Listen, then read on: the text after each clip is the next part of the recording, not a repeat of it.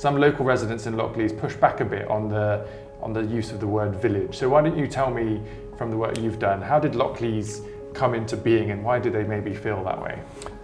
So Lockleaze was established just after the Second World War. The council had actually bought the land pre-war, but obviously with the war, development was delayed. They built 112 acres between the railway line and Purdown, the ridge on Purdown.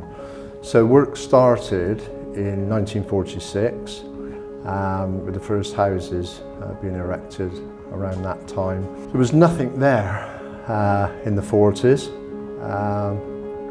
It was only in the 50s, sort of early to mid 50s, that shops were built upon Gainsborough Square. The co-op was introduced, it was finished in 1952. There were some other shops, sub-post office, newsagents, chip shop. The local resident, I think there's 5 key areas in Lockleaze during that period who contributed to making it the community that it was.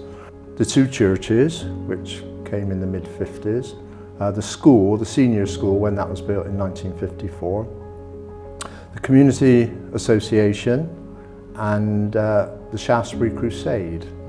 And they worked together, but they were offering different things as well, some similar things.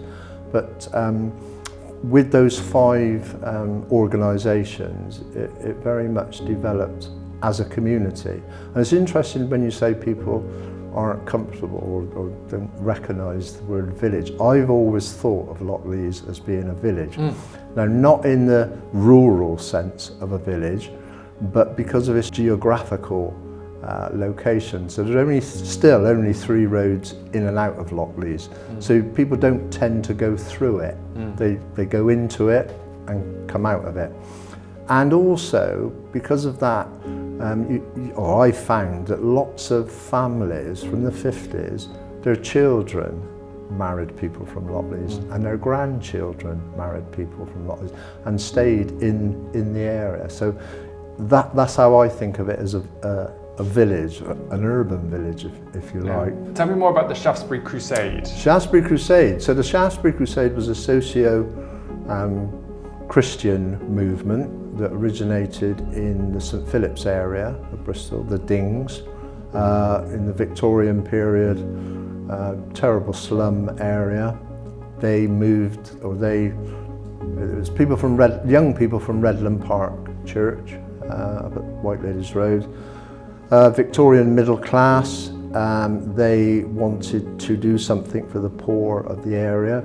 They were teetotal as well, so their main ethos was to keep men out of pubs. Right.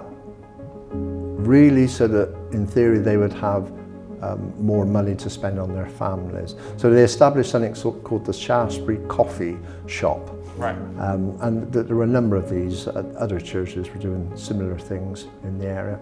And it was designed to keep men out of pubs, give them an opportunity to go and sit somewhere, have a coffee. It developed because there were a lot of people who were providing funding to the Shaftesbury Crusade, and they were able to build a large building, which is still there actually. And they were providing anything. Sport was an obvious: rugby, football, cricket, gymnastics was very popular. They would go on outings, they'd have a cycling club. It's absolutely anything as an alternative to the pub for the men, and also just something for the young people as well to become involved with. So the new community centre called the Hub on Gainsborough Square had quite a nice story about how that land was used before. Why don't you tell me about that? Okay. So during the Second World War up on Purdown, there were anti-aircraft guns, and as a result of the emplacement, there were a number of wooden huts built to provide facilities for the soldiers who were manning the guns. Now, at the end of the war, there was obviously no need for anti-aircraft guns, and they started to move Bristol residents into these huts as a temporary measure until the more permanent housing was built in the area. And some local residents in the early 50s, because there was a lack of or no facilities really for the community, some volunteers dismantled one of these huts and re-erected it on Gainsborough Square. And it was the first community building, and it housed the Community Association, and it opened in 1952. And it was pretty much the sort of centre of community activities